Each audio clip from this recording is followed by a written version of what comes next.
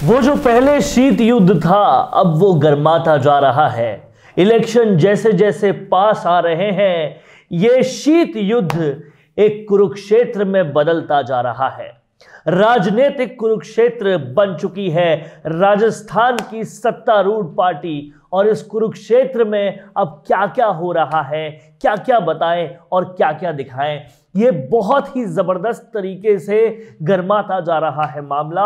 और हाल में अब पायलट टीम के जो लोग हैं उन पर शिकंजा कसना शुरू कर दिया है और खुद अपनी ही पार्टी के नेताओं पर अब बहुत जबरदस्त तरीके से शिकंजा कसा जा रहा है। हाल में राजेंद्र गुड़ा ने यह साफ कर दिया है कि उनके खिलाफ अपहरण का मामला इसलिए बन रहा है, इसलिए दर्ज हो रहा है क्योंकि वो सचिन पायलट के साथ हैं, वो सचिन पायलट के सपोर्टर बने हुए हैं और उनके बयानों में भी वो बातें झलक रही है, उसी की उन्हें सजा मिल रही है। जबकि राजेंद्र गुड़ा कोई छोटी शख्सियत नहीं है, वो राजस्थान सरकार में मंत्री हैं। उनका साफ साफ कहना है कि ये ऊपर से दिए हुए इशारों की वजह से हो रहा है। वहीं दीपेंद्र सिंह शेखावत भी अब पूरी तरह से पायलट समर्थन में उतर आए हैं। उनका भी कुछ इसी तरह का कहना है कि जो पायलट के साथ हैं उनको अब किसी न किसी तरीके से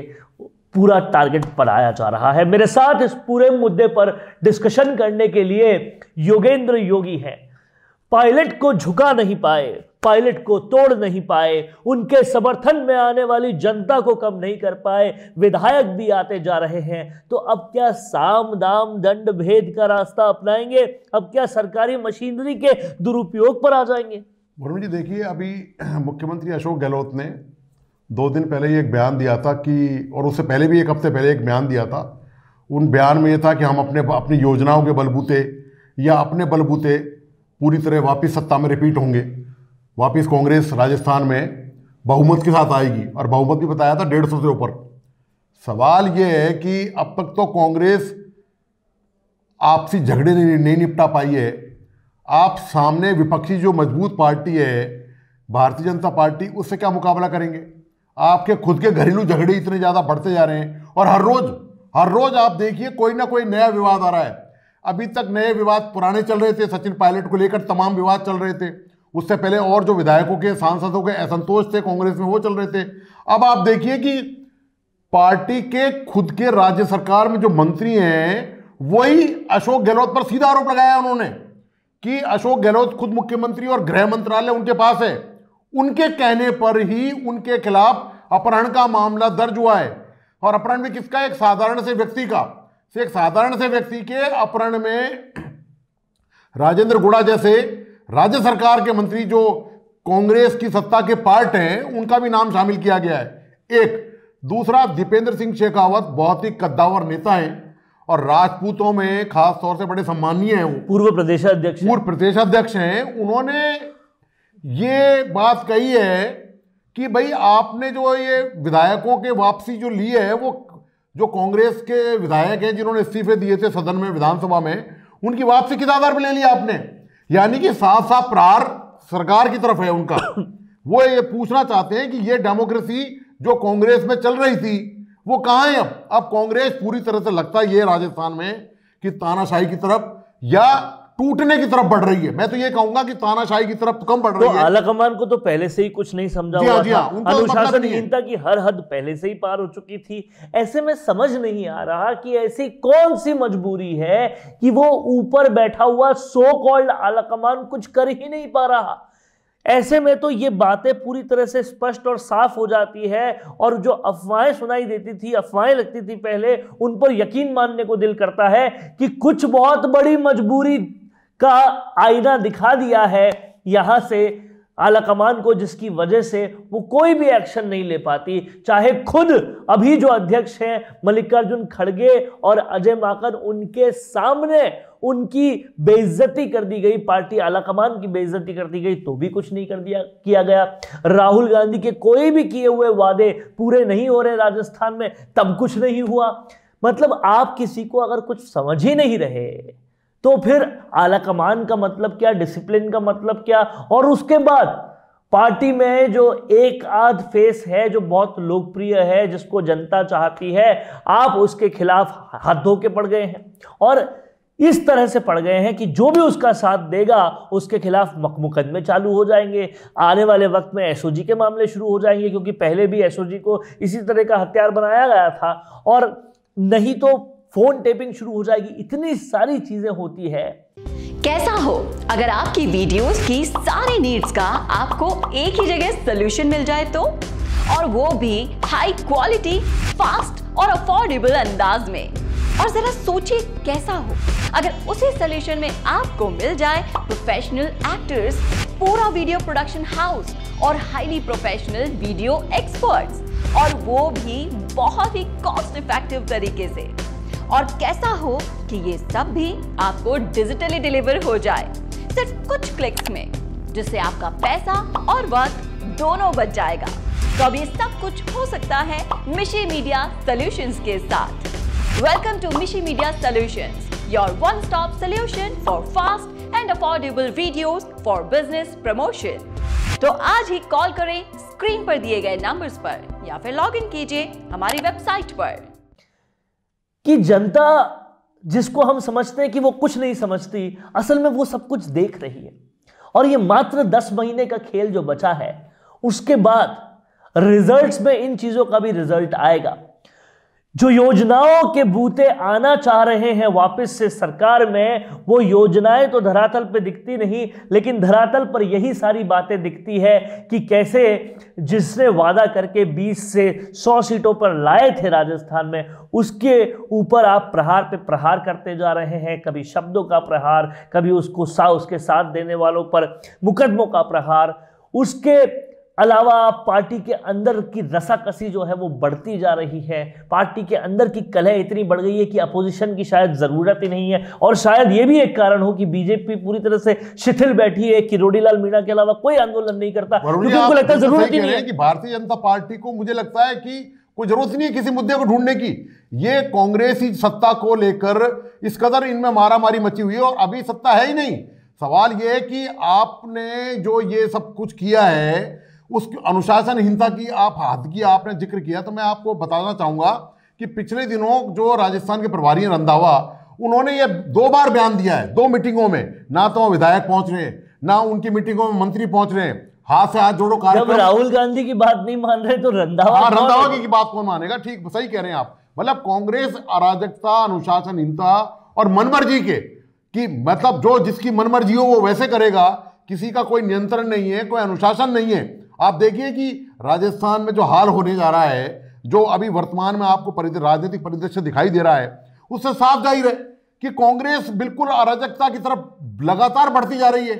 अपने ही लोगों के खिलाफ कांग्रेस कार्रवाई में जुटी हुई है, चाहे वो सचिन पायलट हो, चाहे वो राजेंद्र सिंह गुड़ा हो, या दूसरे जो एमएलए हों उनके खिलाफ हो। आप खुद के घर में ही खुद के बर्तनों को ही बजा रहे हैं आप आपस में। देखिए, अगर मामले गिनने बैठे तो इतने सारे मामले कि आप सोच भी नहीं सकते।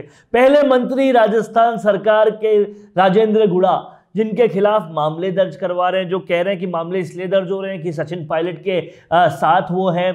दूसरे मंत्री हिमाराम चौधरी, वो मंत्री होते हुए अपनी कंस्टिट्यूएंसी में ये साफ तौर पे भाषण दे रहे हैं कि हमारी पार्टी में रीढ़ की हड्डी नहीं है, निर्णय नहीं ले सकते। अगर निर्णय लेना सीखना है तो नरेंद्र मोदी से सीखना पड़ेगा, जहां पर एक झटके में, एक बात में, एक रात में गुजरात का सीएम बदल जाता है। हमारे यहाँ वैसे सीएम नहीं बदल सकते तो तस्वीर दूसरी हो जाती। ये मंत्री कह रहे हैं। उसके बाद आप देखिए, पूर्व पीसीसी अध्यक्ष दीपेंद्र सिंह गुड़ा इतने बड़े आरोप लगा रहे हैं, दीपेंद्र सिंह शेखावत इतने बड़े आरोप लगा रहे हैं। उसके बाद आप और आइए, सीएम सलाहकार संयम लोढ़ा ये कह रहे हैं कि आरपीएससी में आपने ऐसे लोगों को डाल दिया जो खुद की जेब में पर्स लेके नहीं घूमते, वो दूसरों का पैसा ही लगवाते हैं, जिन्होंने आज तक अपना पैसा खर्च नहीं किया। अरे किस पर आप आरोप लगा रहे हैं? जिन्होंने साफ तौर पे कहा सरगना क्यों नहीं पकड़ा जा रहा, किस पर आप आरोप लगा रहे हैं? न सीएम सलाहकार आरोप लगाने से बच रहे हैं, न मंत्री, कैबिनेट मंत्री आरोप लगाने से बच रहे हैं, ना पीसीसी,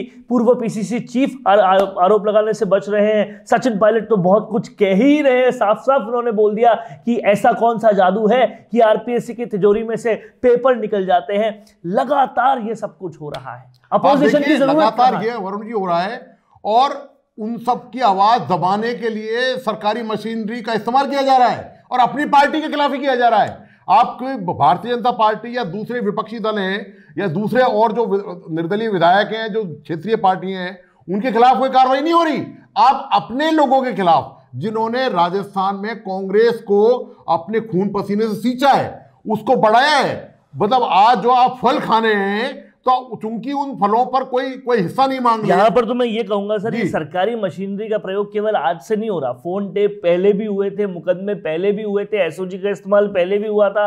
तो ये तो लगता है कि एक प्रथा सी बन गई है कि आप एसओजी को इस तरह से यूज करो, पुलिस को इस तरह से यूज करो, पावर को इस तरीके से यूज करो कि अपने ही खेमे में अपने ही लोगों पे जख्म डालते जाओ, उनको डराते जाओ। सियासी गलियारों में बातचीत तो यहां तक की थी कि जैसलमेर में जो 100 से ज्यादा लोग रुके थे, उनमें से अधिकतर तो इसी वजह से रुके थे, किसी न किसी डर की वजह से रुके थे कि उनके खिलाफ कोई मामला था या एसओजी में कोई बात। सबसे महत्वपूर्ण बात यह, आश्चर्य की बात तो यह है कि राजस्थान में इतनी बड़ी कवायद हो रही है, मंत्रियों, सरकार के खुद के मंत्रियों के खिलाफ मुकदमे दर्ज हो रहे हैं, सरकार के विधायकों के खिलाफ कार्रवाई की जा रही है, किसी के असंतोष की आवाज जो है वो सुनी नहीं जा रही।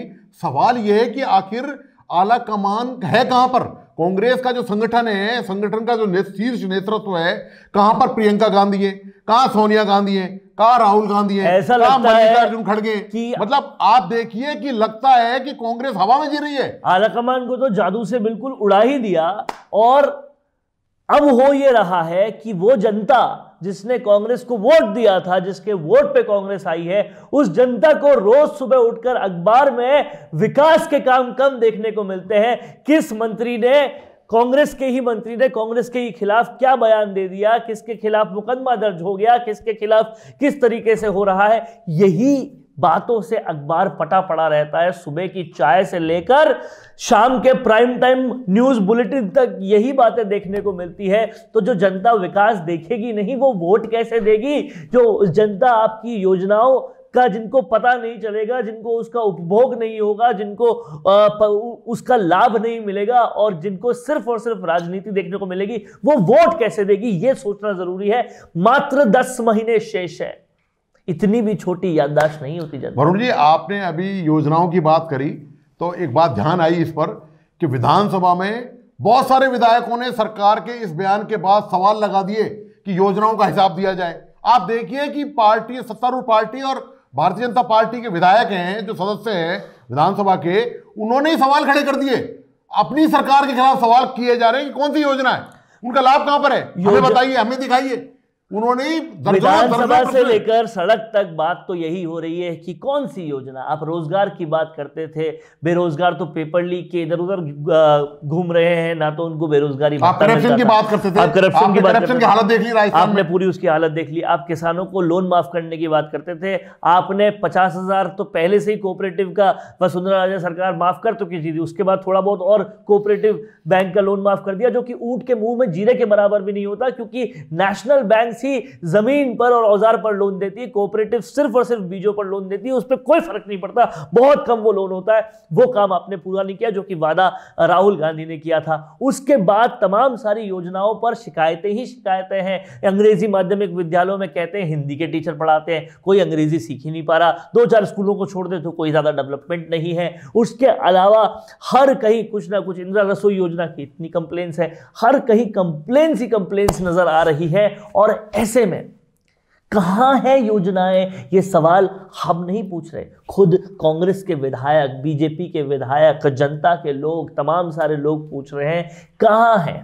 यहां तक कि तमाम सारी योजनाओं में कुछ ना कुछ ऐसी चीजें हैं, इसको ढूंढने के लिए कोई ज्यादा मेहनत करने की जरूरत नहीं है। जी, सवाल यह है कि योजनाएं धरा, इसका मतलब साफ जाहिर है, विधायक सवाल उठा रहे हैं कि उनके इलाके में बताइए, आप बताइए कि कौन सा विकास हुआ है, कौन सी योजनाएं क्रियान्वित हुई है।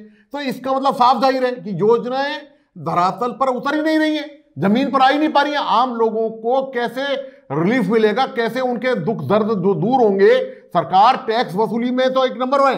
आप देखिए कि राजस्थान में पेट्रोल डीजल कीमत देखिए, पेट्रोल डीजल से लेकर आबकारी, आप कांग्रेस, आश्चर्य की बात यह वरुण जी, कांग्रेस ने पिछले दिनों महंगाई को लेकर केंद्र सरकार के खिलाफ, बेरोजगारी को लेकर आंदोलन चलाया है, धरने प्रदर्शन किए। सवाल यह है कि आपने सबसे ज्यादा ड्यूटी लगा रखी है राजस्थान में पेट्रोल डीजल पर। आप वो ड्यूटी नहीं कम करें। आप किसानों के भले की बात करते हैं, किसान सबसे ज्यादा डीजल यूज करता है, किसान ट्रैक्टर चलाता है, किसान मोटर पंप से पानी लेता है, वो उसके लिए डीजल यूज करता है। वो उस पर कितनी, एक तो ओलावृष्टि की मार, मौसम की मार, उसके लोन माफ नहीं किए गए, ऊपर से आपने डीजल पेट्रोल की कीमत में अभी तक कोई कमी नहीं की। तो सवाल ये है कि आखिर किसान जाएगा? जो राजस्थान में किसान है, राजस्थान का जवान है, राजस्थान की जो औरतें हैं, राजस्थान के जो बच्चे हैं, सवाल ये है कि वो कहां जाएं? उनका डेवलपमेंट कैसे होगा? कौन सी योजनाएं, कैसी योजनाएं सरकार की? सरकार के मंत्रियों को तो आप धमका रहे हैं, सरकार के विधायकों को आप धमका रहे हैं। तो सवाल ये है कि जो जनप्रतिनिधि जिनको जो चुने हुए हैं, जो जनता की दुख तकलीफ दूर करने के लिए चुने हुए हैं, आप उन्हीं पर पुलिस का प्रहार कर रहे हैं, आप उन्हीं पर ताकत दिखा रहे हैं।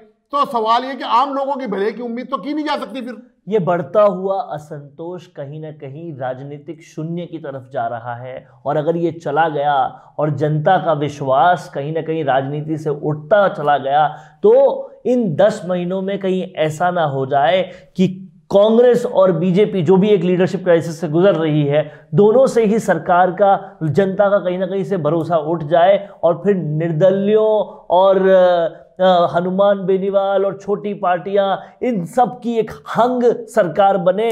क्योंकि भरोसा कहाँ है, ट्रस्ट कहाँ है, वो सब जाता जा रहा है। ये सारा जो कर्मकांड हो रहा है राजस्थान की राजनीति में, इसको जनता के सारे बाशिंदे देख रहे हैं, समझ रहे हैं। और इसीलिए मेरा आप सबसे ये कहना है, ये आग्रह है, चाहे आलाकमान को जगाना है या राज्य सरकार को उठना है, उठे, जागे और देखें। जनता को इतना भी त्रस्त ना करो, जनता को इतना भी परेशान मत करो कि जनता फिर जब निर्णय लेने पर आए तो वो इतना कठोर हो, इतना मुश्किल हो कि आप सबको वो उसकी चोट बहुत बुरी लगे। ये समझिएगा, इस बात को देखिएगा। कैसा लगा आपको ये वीडियो, हमें कमेंट करके ज़रूर बताइएगा। पसंद आया हो तो लाइक, शेयर और सब्सक्राइब ज़रूर कीजिएगा। सर, आपका हमारे साथ जुड़ने के लिए बहुत बहुत शुक्रिया।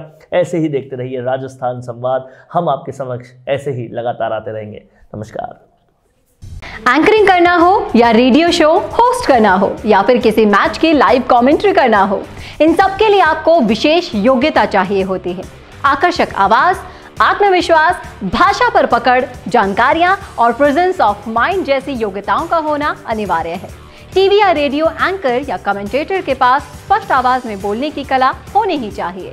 अब तो उन्हें अपनी स्क्रिप्ट भी कई बार खुद ही लिखनी होती है। ऐसे में जर्नलिज्म बैकग्राउंड का होना भी अच्छा रहता है। साथ ही टेक्निकल सिस्टम को समझने की दक्षता भी हो तो ये रिकॉर्डिंग के समय अच्छा है।